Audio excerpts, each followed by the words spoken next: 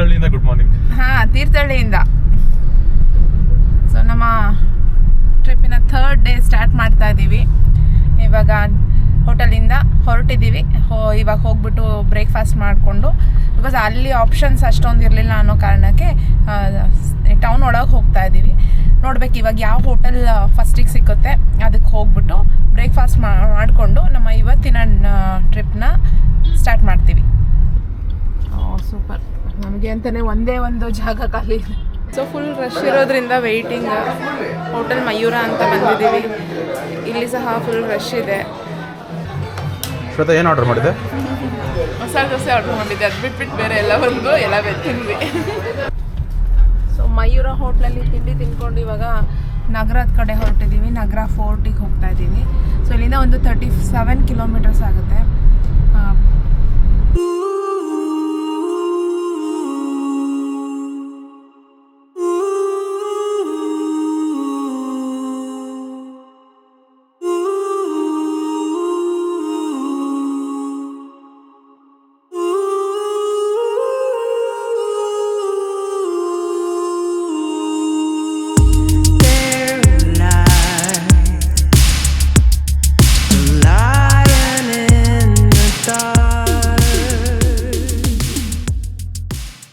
So friends, ನಾವಿವಾಗ ನಗರದ ಕೋಟೆಗೆ ಬಂದಿದ್ದೀವಿ. ನಗರದ ಫೋರ್ಟ್ ನೀವು ನೋಡ್ತಾ ಇರ್ಬೋದು. ಇಲ್ಲಿ ಕೋಟೆ ಹೊರಗಡೆ ನಿಂತ್ಕೊಂಡು ನಾವು ಈ ವಿಡಿಯೋನ ಮಾಡ್ತಾ ಇದ್ದೀವಿ. ಸೊ ಈಗ ಕೋಟೆ ಒಳಗಡೆ ಹೋಗುವಂಥ ಸಮಯ. ಹೋಗ್ತಾ ಇದ್ದೀವಿ. ಎಲ್ಲರೂ ನಮ್ಮ ಗ್ರೂಪ್ ಹಿಂಗೆ ಹೋಗ್ತಾ ಇದ್ದಾರೆ ನೋಡಿ. ಸೊ ಇಲ್ಲಿ ನೋಡಿ ದೊಡ್ಡದೊಂದು ದ್ವಾರ ಇದೆ. ಮೇನ್ ಗೇಟ್ ಅಂತೂ ತುಂಬ ದೊಡ್ಡದು. ದೊಡ್ಡ ದ್ವಾರ ಏನಕ್ಕೆ ಇರ್ತಿತ್ತು ಅಂದರೆ ಆನೆಗಳು ಸಹ ಒಳಗಡೆ ಹೋಗಬೇಕು ಅನ್ನೋ ಕಾರಣಕ್ಕೋಸ್ಕರ ಈ ಥರ ದೊಡ್ಡದಾಗಿರೋಂಥ ದ್ವಾರಗಳನ್ನ ಇಡ್ತಾಯಿದ್ರು. ಇಲ್ಲಿ ವೆಹಿಕಲ್ ಪಾರ್ಕಿಂಗಿಗೆ ಮಾತ್ರ ಪೇ ಮಾಡಿ ಒಳಗಡೆ ಹೋಗಬೇಕು.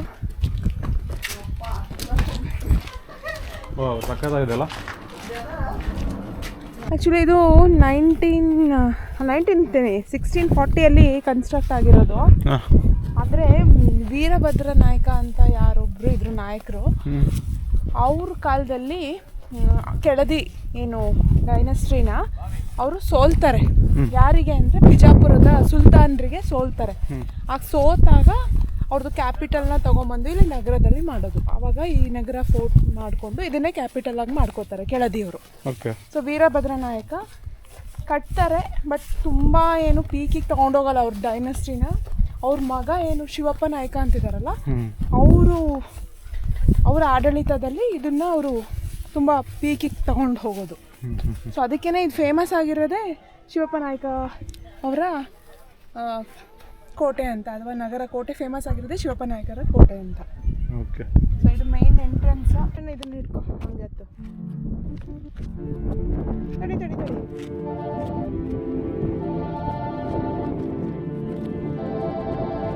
ಕೈ ಕೆಳಗೆ ಇಟ್ಕೊಳ್ಳೋದು ಎಲ್ಲ ಇಟ್ಕೊಂಡು ಹತ್ತೋದು.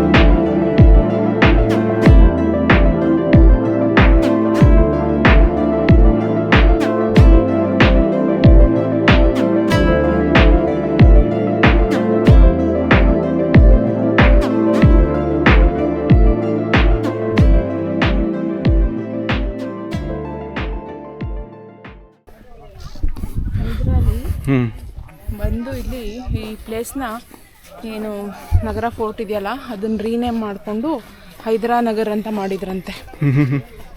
ಅದಾದಮೇಲೆ ಮತ್ತೆ ಆ ಟೈಮಲ್ಲೇ ಎಲ್ಲ ಇದೆಲ್ಲ ಜಾಸ್ತಿ ಡೆಸ್ಟ್ರಾಯ್ ಆಗಿದ್ದು. ಸೊ ಇದು ದರ್ಬಾರ್ ಹಾಲ್. ಇಲ್ಲಿ ಶಿವಪ್ಪ ನಾಯಕ ಮತ್ತು ಅವರ ಸಕ್ಸಸರ್ಸ್ ಏನಿದ್ರು ಅವರೆಲ್ಲ, ಅಂದರೆ ಇದು ನೋಡಿ ನಾನು ಹೇಳ್ದಂಗೆ 1640 ಇದಾಗಿದ್ದು. ಸೊ 1645ಇಂದ 1763 ತನಕ ಇವ್ರದ್ದು ಡೈನೆಸ್ಟಿ ಇಲ್ಲೇ ಇತ್ತು. ಹಾಗೆ ಏನೇ ದರ್ಬಾರ್ ನಡೆಯುವಾಗ ಆಗಲಿ ಇದೇ ಹಾಲ್ನಲ್ಲಿ ನಡೆಸ್ತಾಯಿದ್ರು, ಏನೇ ಫಂಕ್ಷನ್ಸ್ ಎಲ್ಲ ಆಗಲಿ. ಸೊ ಇದನ್ನು ನೀವು ಇಲ್ಲಿ ನೋಡ್ಬೋದು, ಲೇಯರ್ಸ್ ಥರ ಇದೆ. ಸ್ಟೆಪ್ಸ್ ಮೂಲಕ ಫಸ್ಟ್ ಸ್ಟೇಜ್ ಅಲ್ಲೆಲ್ಲ ನಾಯಕರೆಲ್ಲ ಕೂತ್ಕೊಳ್ತಾ ಇದ್ದಿದ್ದು, ಮತ್ತು ಈ ಸುತ್ತಲೂ ಜನ ಎಲ್ಲ ಇರ್ತಿದ್ರು.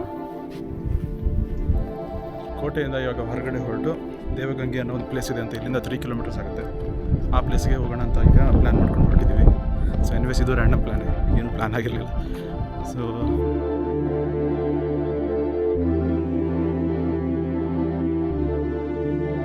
ನೋಡ್ರಿ ರ್ಯಾಂಡಮ್ ಟ್ರಿಪ್ ಅಂದರೆ ಹೆಂಗಿರುತ್ತೆ ಅಂತ. ಎಲ್ಲರೂ ಹೋಗ್ತೀರಾ ಊಟಿ ಮೈಸೂರು ಅಂತ, ನೋಡಿ ನಮ್ಮ ಕಡೆ ಎಲ್ಲ ಬನ್ನಿ ಸ್ವಲ್ಪ ರ್ಯಾಂಡಮ್ ಆಗಿ ಬಂದರೆ. ಆ್ಯಕ್ಚುಲಿ ಇಲ್ಲಿ ತುಂಬಾ ಪ್ಲೇಸಸ್ ಇದೆ, ಎಷ್ಟೊಂದು ಫೇಮಸ್ ಇದ್ದರೂ ಸಹ ತುಂಬ ಕ್ರೌಡ್ ಇಲ್ದಲೇ ಇರೋವಂಥ ಪ್ಲೇಸ್. ಸೊ ನೀವು ಬೆಳಗ್ಗೆ 7ರಿಂದ 6 ಗಂಟೆ ಸಂಜೆ ಒಳಗೆ ಬಂದು ಹೋಗ್ಬೋದು.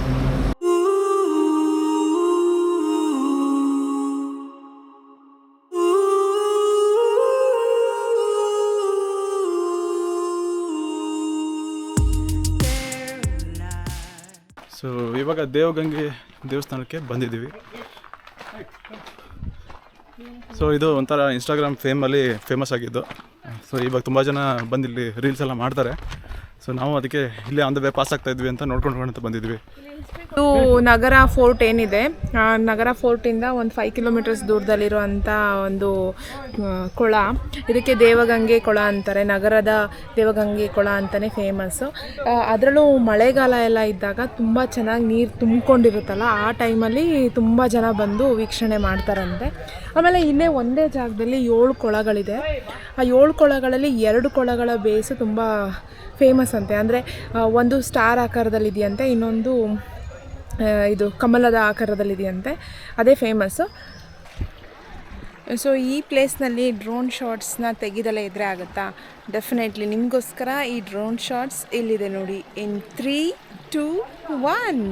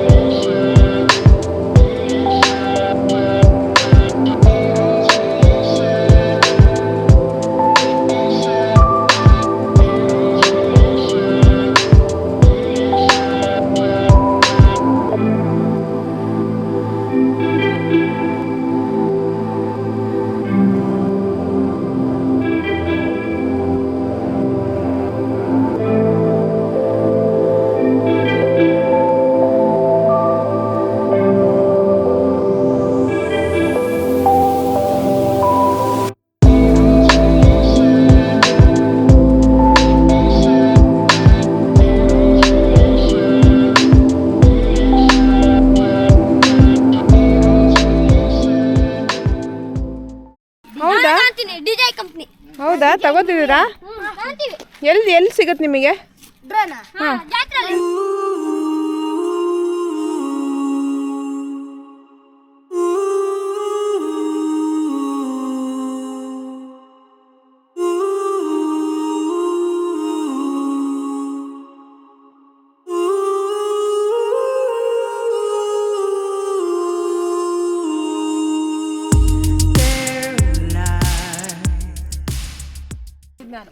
ಈ ರೀತಿ ಹಳ್ಳಿ ಮನೆಗಳಲ್ಲೆಲ್ಲ ಈ ಥರ ಶಾಸ್ತ್ರ ಇರುತ್ತೆ. ಬಂದ ತಕ್ಷಣ ಕಾಲು ತೊಳ್ಕೊಂಡು ಒಳಗಡೆ ಬರಬೇಕು ಅನ್ನೋದು. ಸೊ ಆ ಗುಡ್ಡ ಅಲ್ವಾ ಅಲ್ಲಿ ಕಾಣಿಸ್ತಿರೋ ಗುಡ್ಡ? ಆ ಗುಡ್ಡ. ಇವನ್ನ ಇಂಟರ್ವ್ಯೂ ಮಾಡಬೇಡಿ. ಇಂಟರ್ವ್ಯೂ ಮಾಡ್ಬೇಕಾ? ಓಕೆ. ಇದು ಹುಲಿ ಎಕ್ಸ್ಪರ್ಟ್. ರಾತ್ರಿ ಕೂಗೋದು ಕೇಳಿಸಿದ್ಯಾ? ಕಾಡ್ಕೋಣೆ ನೋಡಿದ್ಯಾ ಅಂತ? ಕಾಡ್ಕೋಣ ಎಲ್ಲ ಇಲ್ಲಿ ಬರ್ತಾವ? ಕಾಡ್ಕೋಣ ಇಲ್ಲಿ ಬರಲ್ಲ, ಗುಡ್ಡ ಇದೆಯಲ್ಲ ಅಲ್ಲಿ ಸಿಗುತ್ತೆ. ಓಕೆ. ಸೊ ಅಲ್ಲಿ ಆ ಬೆಟ್ಟ ಏನು ಕಾಣಿಸ್ತಿದೆ ಅಲ್ಲಿ ಹುಲಿ ಇದಾವೆ ಅಂತ ಇವ್ರು ಹೇಳ್ತಾ ಇದ್ರು. ಸೊ ಇವರಿಗೆ ಇದು ದಿನನಿತ್ಯದ ಎಕ್ಸ್ಪೀರಿಯನ್ಸ್ ಇದು. ನಾವೆಲ್ಲ ಜಂಗಲ್ ಸಫಾರಿಗೆ ಹೋಗ್ಬಿಟ್ಟು ಅದನ್ನು ನೋಡ್ಕೊಂಡು ಬರ್ತೀವಿ.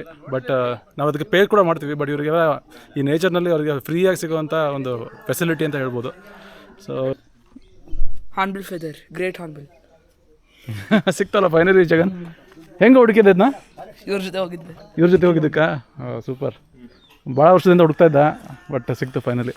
ಬರ್ತೀನಿ. ಬಾಯ್ ಬಾಯ್ ಬಾಯ್. ಸೊ ಇವಾಗ ನಮ್ಮ ಅಕ್ಕನ ಮನೆಗೆ ಹೋಗಿ ವಾಪಸ್ ಬಂದ್ವಿ. ನೆಕ್ಸ್ಟ್ ಇನ್ನೊಂದು ಪ್ಲೇಸ್ ಹೊರಟಿದ್ದೀವಿ. ಶರಾವತಿಯ ಉಗಮ ಸ್ಥಾನಕ್ಕೆ ಹೋಗ್ತಾ ಇದ್ದೀವಿ. ಇದು ಅಂಬು ತೀರ್ಥ. ತೀರ್ಥಹಳ್ಳಿಯಿಂದ ಒಂದು 10 ಕಿಲೋಮೀಟರ್ ಆಗ್ಬೋದು ಅನ್ಸುತ್ತೆ, ಅಷ್ಟೇ ದೂರ ಇರೋದು.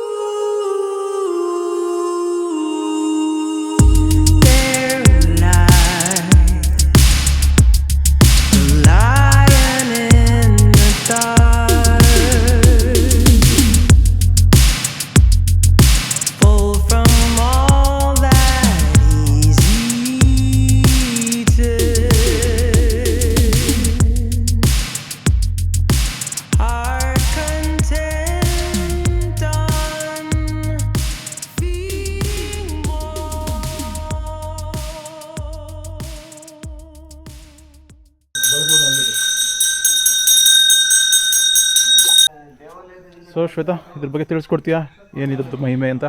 ಶರಾವತಿ ನದಿಯ ಉಗಮ ಸ್ಥಾನ ಹೆಸರು ಅಂಬು ತೀರ್ಥ ಅಂತ. ಅಂದರೆ ರಾಮಾಯಣ ಕಾಲದಲ್ಲಿ ಏನು ಸೀತಾಮಾತೆಗೆ ಬಾಯಾರಿಕೆ ಆದಾಗ ರಾಮ ಅಂಬು ಬಿಟ್ಟು, ಅಂದರೆ ಬಾಣನ ಬಿಟ್ಟು ಭೂಮಿನ ಭಾಗ ಮಾಡಿದಾಗ ನೀರು ತೀರ್ಥ ಉಕ್ಕಿ ಬರುತ್ತಂತೆ. ಸೊ ಹಾಗಾಗಿ ಇದರ ಹೆಸರು ಅಂಬು ತೀರ್ಥ ಅಂತ ಬಂದಿದೆ. ಸೊ ಇದು ಶರಾವತಿ ನದಿಯ ಉಗಮ ಸ್ಥಾನ ಆಗಿದ್ದು ಇಲ್ಲಿ ಹುಟ್ಟಿದ್ದು. ಅಂದರೆ ಈಗ ನಾವೇನು ನೋಡ್ತಾ ಇದ್ದೀವಿ ದೇವಸ್ಥಾನ, ಇಲ್ಲಿ ವಿಗ್ರಹ ಏನಿದೆ ಶಿವನ ವಿಗ್ರಹ ಆ ರಾಮೇಶ್ವರನ ಕೆಳಗಿಂದ ಅದು ಉದ್ಭವ ಆಗಿ ಈ ಕೊಳದಲ್ಲಿ ಬಂದು ಇಲ್ಲಿ ಈ ಕೊಳದಿಂದ ನೆಕ್ಸ್ಟು ಹೀಗೆ ಹೋಗಿ ಹೊಸನಗರ ತಾಲೂಕಿನಲ್ಲೆಲ್ಲ ಹರಿದು ಅಲ್ಲಿಂದ ನಮ್ಮ ಜೋಗ ಜಲಪಾತ ಆಗಿ ಹರಿಯುತ್ತೆ.